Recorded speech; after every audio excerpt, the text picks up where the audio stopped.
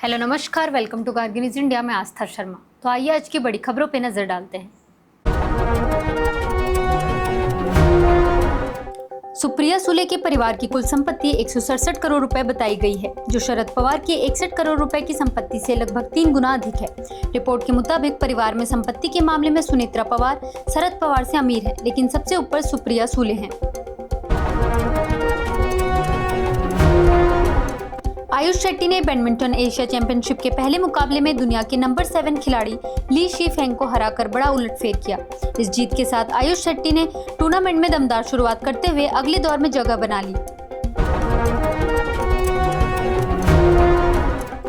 Derek O'Brien ने आरोप लगाया कि मुख्य चुनाव आयुक्त ज्ञानेश कुमार ने टीएमसी प्रतिनिधिमंडल से मुलाकात के दौरान गेट लॉस कहकर अपमान किया। चुनाव आयोग ने इन आरोपों को खारिज करते हुए कहा कि बैठक सामान्य रही और ऐसे किसी व्यवहार की बात सही नहीं है।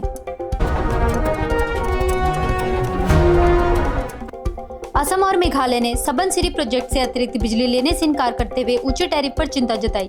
जनवरी में पंजाब ने भी उपभोक्ताओं के हित का हवाला देते हुए अपनी हिस्सेदारी लेने से मना कर दिया था।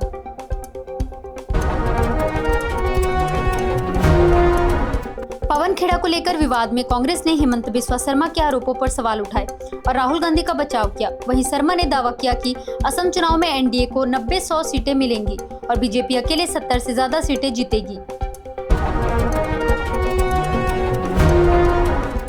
ओडिशा सरकार ने नियमों में ढील देते हुए रिटायर्ड सरकारी कर्मचारियों को दोबारा नियुक्त करने के लिए आउटस्टैंडिंग मूल्यांकन और सरकारी क्वार्टर खाली करना अनिवार्य नहीं रखा। बीजू जनता दल ने भारतीय जनता पार्टी पर डबल स्टैंडर्ड का आरोप लगाते हुए कहा कि विपक्ष में रहते हुए बीजेपी ने इसी प्रस्ताव का विरोध किया था।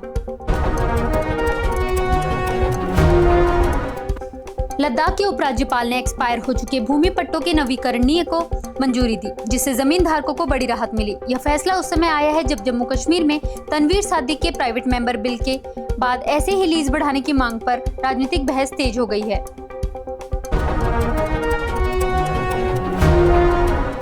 मेनका गुरुस्वामी ने कहा कि संसद की भूमिका घटने का मतलब लोकतंत्र का कमजोर होना है और सांसद के रूप में वह संवैधानिक मूल्यों की रक्षा पर काम करेंगी।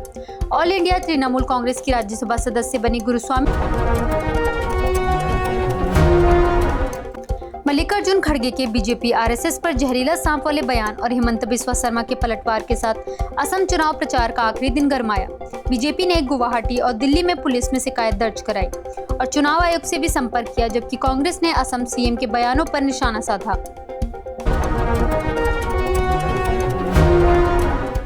असम पुलिस ने पवन खेड़ा के खिलाफ मानहानि, जालसाजी और आपराधिक साजिश की धाराओं में एफआईआर दर्ज की।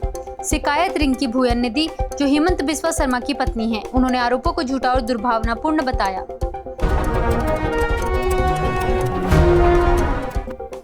छत्तीसगढ़ के बस्तर क्षेत्र को माओवादी कॉरिडोर से पर्यटन हब में बदलने की योजना पर काम तेज, विकास का ब्लूप्रिंट तैयार किया गया।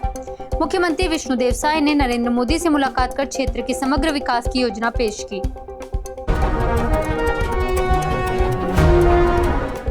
राहुल गांधी ने मणिपुर में रॉकेट जैसे हमले में 2 बच्चों की मौत के बाद केंद्र सरकार पर निशाना साधते हुए पूछा, सरकार कब जागेगी। हमले में 4 साल के बच्चे और उसकी नवजात बहन की घर में सोते समय मौत हो गई। घटना के बाद सुरक्षा को लेकर सवाल उठे। पंजाब से लश्कर-ए-तैयबा से जुड़े एक आरोपी की गिरफ्तारी के बाद उस मॉड्यूल का खुलासा हुआ जो पाकिस्तानी आतंकियों को जम्मू कश्मीर में घुसपैठ में मदद करता था। पुलिस की स्पेशल ऑपरेशंस ग्रुप टीमों ने पंजाब, हरियाणा, राजस्थान और जम्मू कश्मीर में कई जगह छापेमारी की। मनिकम टैगोर ने ममता बनर्जी के सीक्रेट अंडरस्टैंडिंग वाले बयान को गैर जिम्मेदाराना बताते हुए निशाना साधा। उन्होंने याद दिलाया कि ऑल इंडिया तृणमूल कांग्रेस ने 1998-99 में बीजेपी के साथ गठबंधन किया था और 2004 में भी आरएसएस बीजेपी के साथ सहयोग किया था। विक्रम मिस्री आज अमेरिका दौरे पर जा रहे हैं, जहां व्यापार, रक्षा और तकनीक सहयोग पर चर्चा मुख्य एजेंडा रहेगा। मिनिस्ट्री ऑफ एक्सटर्नल अफेयर्स के मुताबिक इस यात्रा में भारत अमेरिका संबंधों की समीक्षा और प्रमुख क्षेत्रों में सहयोग आगे बढ़ाने पर फोकस होगा।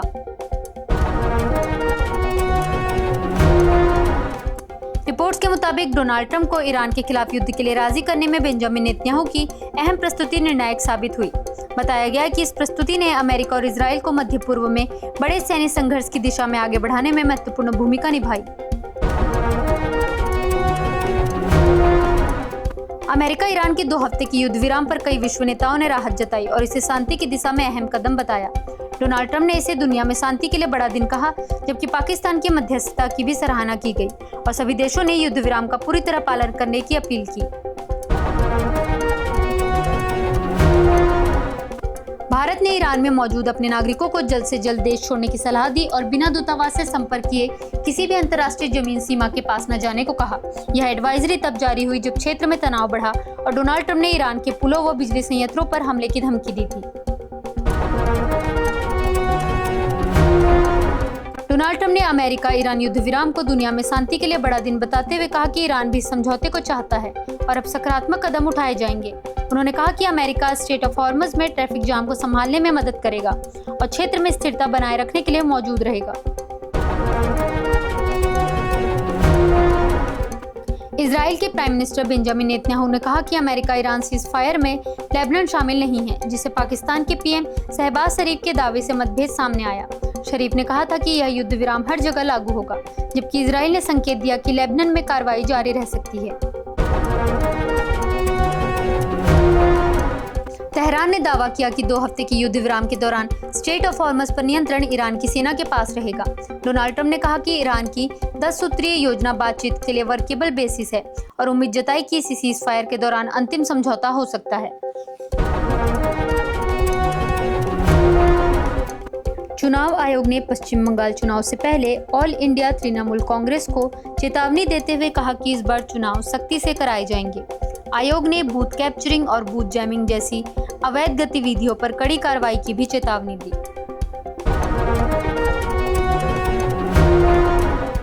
के.एस. रविचंद्रन ने पुलिथोप रैली में तमिलगा वेट्री कज़गम को टॉडलर पार्टी बताते हुए निशाना साधा।